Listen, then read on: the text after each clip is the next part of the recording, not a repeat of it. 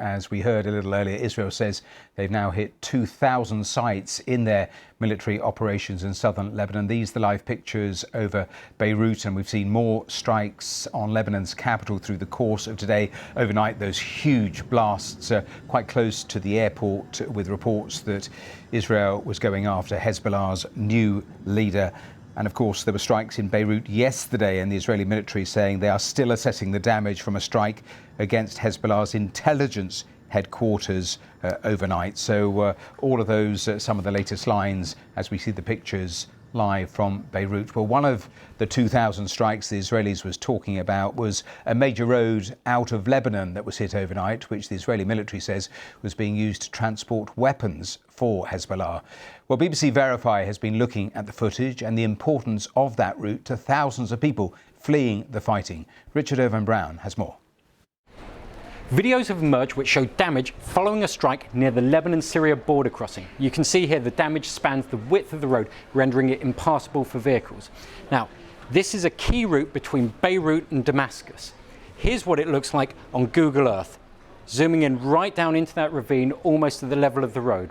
Over here is a screenshot from the video we verified at the scene. You can see the same ravine. What helped us verify this footage was by comparing it to a YouTube video which was posted in 2022 and filmed by a motorcyclist using that road. See? You can see the same pylons, rock formations, trees, absolutely the same as the footage of the damage. Now, a note of caution here. A very similar spot on this road was struck in 2006, seen here.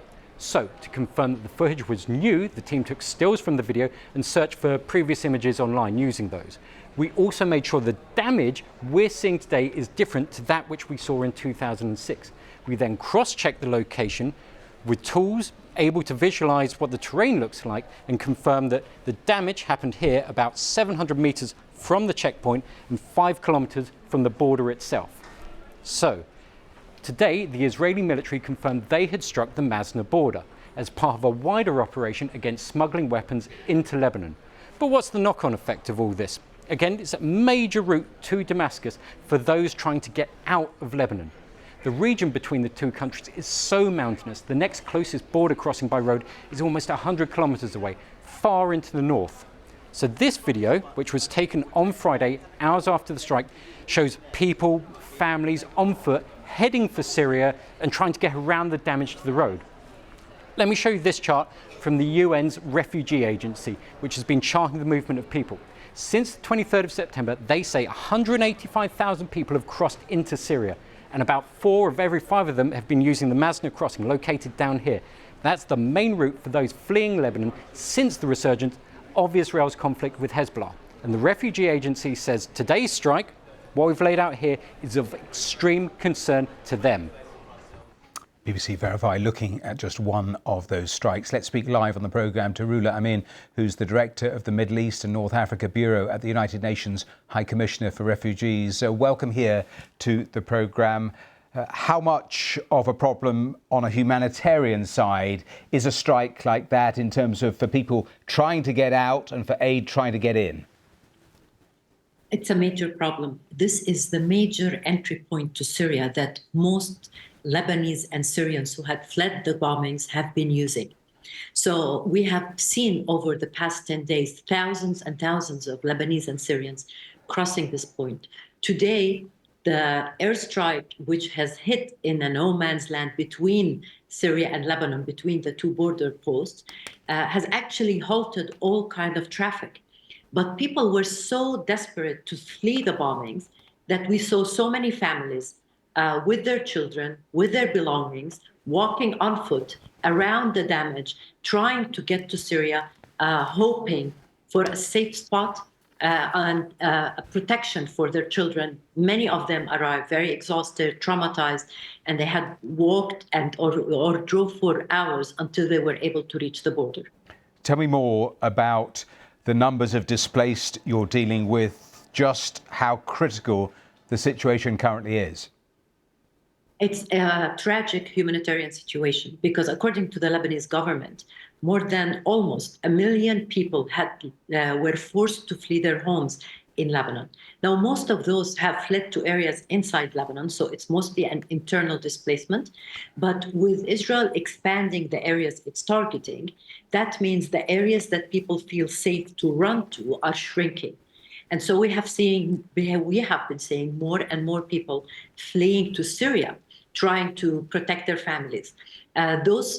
Today, this movement was hindered, but there are 3 other border crossings that were still operational. However, as the reporter just alluded, they are 100 kilometers away. It's much longer routes. And this affects also our efforts to try to mobilize and bring in more relief items like blankets,